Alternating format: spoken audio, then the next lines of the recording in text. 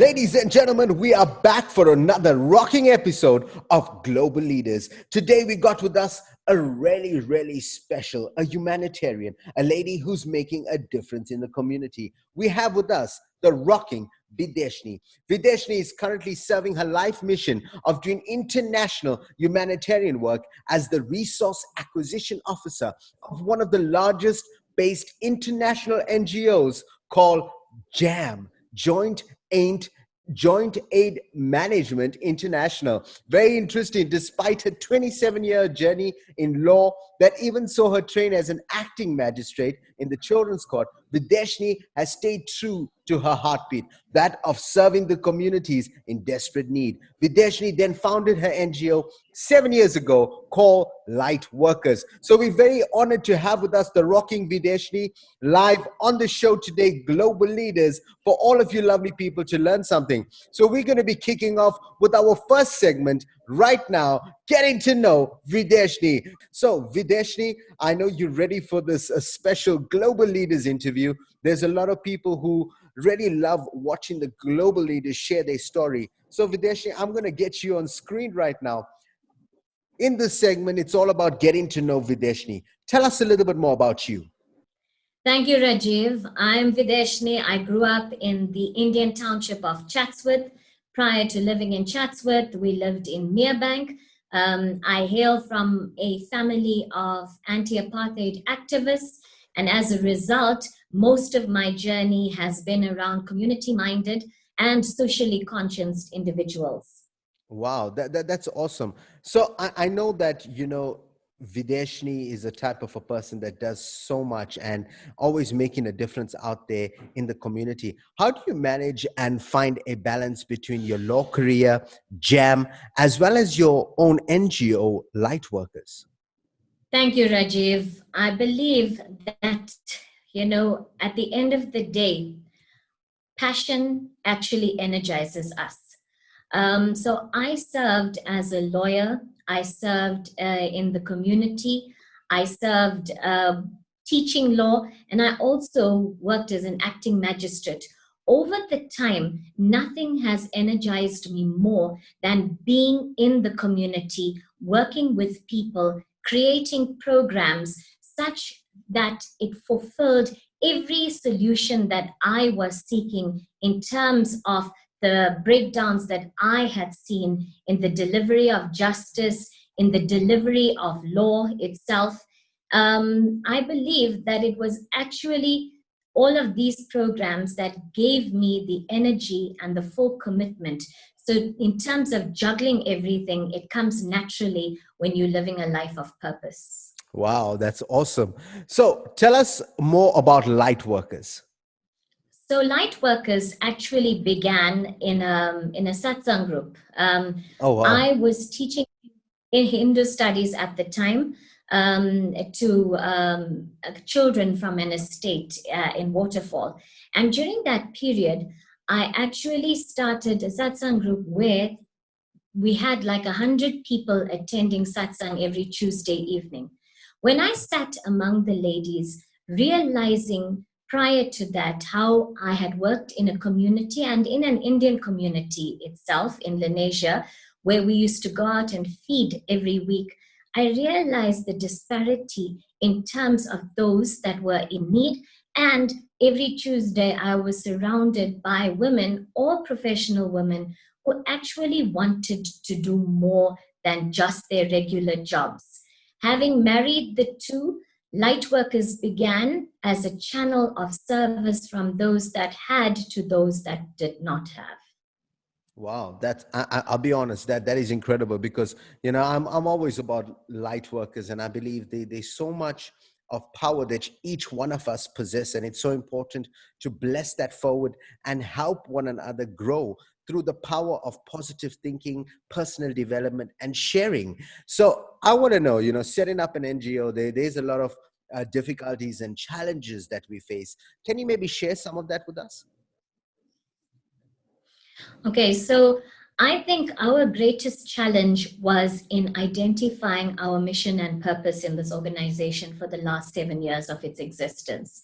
You see, One of the biggest or greatest gems that I learned in terms of service is that when we offer service, there must not be a gap where you are serving from the level of people are beneath you. The greatest transformations happen when you serve selflessly. Coming from a mindset that I grew up in, especially influenced by my spiritual mentor, one of the biggest things I found is that every day in service is a lesson. So if I tell you about the empowered women that I was surrounded by, being professional women who are, directors of law firms, they're CFOs, they are partners in, international institutions and accounting firms. When they stood behind me, we went all out with our professionalism to this community that we wanted to serve in. We realized that we needed to conduct a needs analysis because that's what professional women do, put things on spreadsheets and aim to fill the gaps. The first thing that we learned was, in terms of the community that we were serving in, there were much greater events happening behind the scenes that we even knew of. So one of those would have been the causes related to poverty. And for me, one great learning in working in communities is always the fact that in poverty stricken communities, you will find all the social evils. When we did the needs analysis, when we went out there and surfed, we basically filled every gap of finding beds, food, diapers, clothing for the people in the community. The one thing that we realized was when I started walking in that community 3 weeks later, everything that we gave was sold.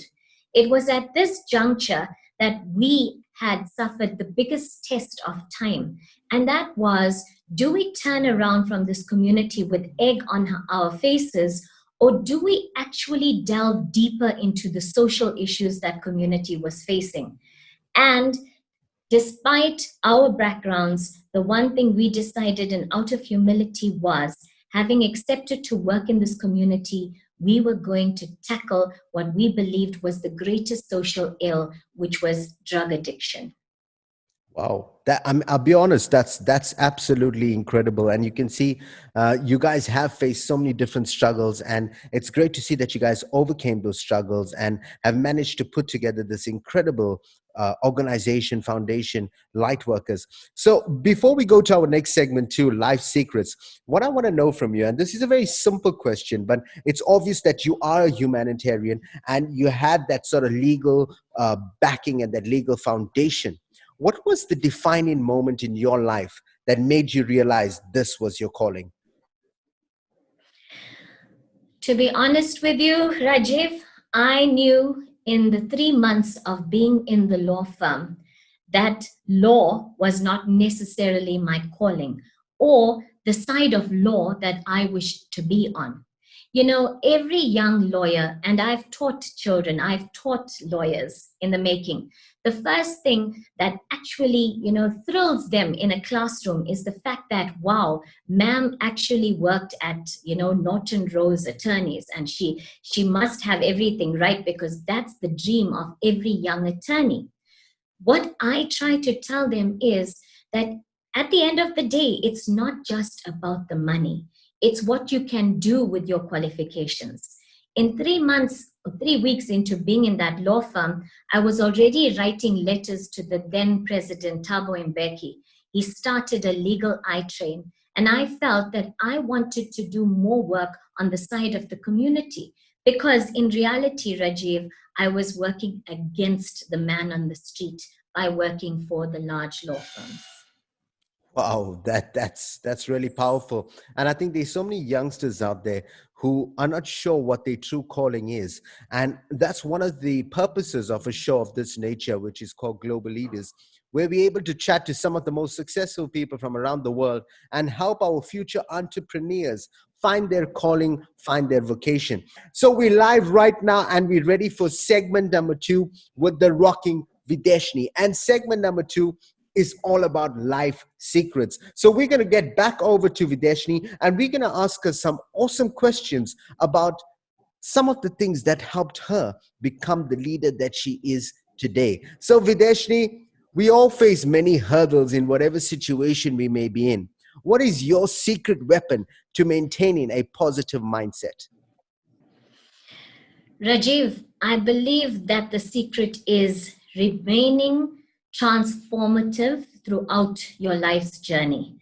You know, one of the greatest disappointments that I have at this stage in my life is that these days children believe that the moment you set on a career, you have to stick to it and see it out until you actually reach old age dead inside. If, however, you believe that you are on this transformative journey, there is nothing wrong with understanding that it is a journey of constantly becoming the person that you were meant to be. If I had to look at my personal journey, after serving articles, after going and being a legal advisor and then a senior legal advisor, when I had children, I actually became a makeup consultant. And why did I do that? I went back to the one thing that took me through law school, which was makeup. So I dressed Indian brides and I did several shows along the journey. And all along my journey, for the choices that I had made in terms of becoming who I actually wanted to become, I've faced deep criticism. One from people believing that I wasn't sure of where I was headed in my journey. And to all youngsters out there, and especially to my children, I want my life to be a message of the fact that you don't have to be beholden to anything that you might study. You might change, your needs might change, your entire view of life might change. For me, the transformative journey began when I birthed a special needs child. And I realized that there was much more in this world than seeking a perfect existence. My child was born with his imperfections, being a cleft palate baby. He went through 15 operations in the first 5 years of his life. For me, that journey of imperfection is the message that I want to follow through in my life. That there isn't anything set in stone, that you are constantly in the process of becoming, that you are going to face criticism. I've had, and sad to say, Indian males that thought that I was a stupid girl because I went back to doing makeup. I did that purely because I was the only makeup artist around the block that could advise a bride and a groom on their anti-nuptial contract at the time. But more so, I did that because it earned me time around my children, which was more important to me at the time. I eventually caught up with my legal career. So much so, I went back, I lectured law, I served as a magistrate, and even up to this day, even though I might be doing humanitarian work, that professionalism and that basis has actually helped me and been the diving board into all that I'm doing now. So don't set your goals in stone. Do different things. Do things that are going to burn a passion in you. And then you will be living the life that you want for yourself. I love the passion and I love the way you came across right there. To be honest, I could actually feel your energy. And I think that's what it's about, learning from people who have been through the journey of life, as we will call it. And I love how you mentioned, you'll be giving legal advice to the brides before they actually, while you're doing their makeup. So you were like the legal makeup artist, they got a two-in-one package. Yes, the legal makeup. The legal makeup artist. But no, that is so awesome. So before we go to our next segment, the last question is a very important question. And I believe personally a question of this nature is a question that each one of us need to pay very close attention to, because I always believe it's about the small changes we make in our life that ultimately make us better people. So what can a person do in their daily life routine to ensure that they are growing and becoming better people? I believe that if we remain true to ourselves, we automatically gain guidance along the way. I believe that every time that you are starting to feel that that you're not keen on waking up to face the challenges of the day, and truthfully, we are operating now in a COVID existence. And our daily existence is always, about death and the people that we are losing alongside us. So we getting to question a lot about purpose and living purposeful existence. And merely waking up these days is actually a miracle. But the reality is that when you wake up and you're not looking forward to your day, you have to constantly question yourself deeper. Is it because I'm facing a hard day, or is it because I've really become dissatisfied and I'm not gaining any energy towards what I am meant to do? Because I can tell you, Rajiv, one of the best things about being where I am now is that there is always a spring in my step. I'm ready to constantly take on more purely because I'm fired by my journey and my passion to achieve the next best thing. And that is what I believe will guide you. Remain true to your purpose. Wake up every day looking and being honest about how you are feeling. Interrogate those feelings. Speak to yourself. Don't be harsh on yourself. Understand that every day, in every way, we are learning. And if you are feeling any dispassion, then it is time to actually change what you are doing. That change only lies within you.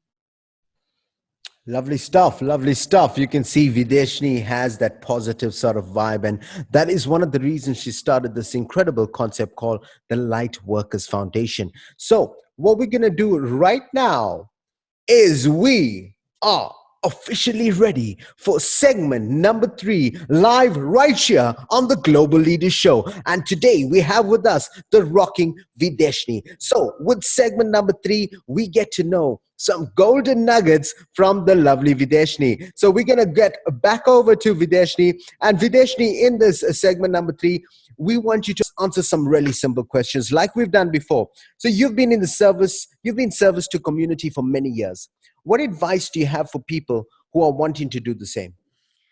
So, Rajiv, while a large part of our journey was about handing packages over to the less fortunate, I believe that the greatest transformation happened for me when I didn't see myself on a level above anybody that I was serving. It took a long time to get there. And for me, it was when I was running a homework center. And because there was a lag between monies coming into my account in order to buy bread for that center, I actually went to swipe my card because that's what we do. And I realized that I couldn't pay for that bread. And it was from that experience when my card was rejected that I realized that all the time that I had been serving, I felt like I was serving wearing a hero's cape. When you serve from that stance, you will never transform because you always see yourself as the hero.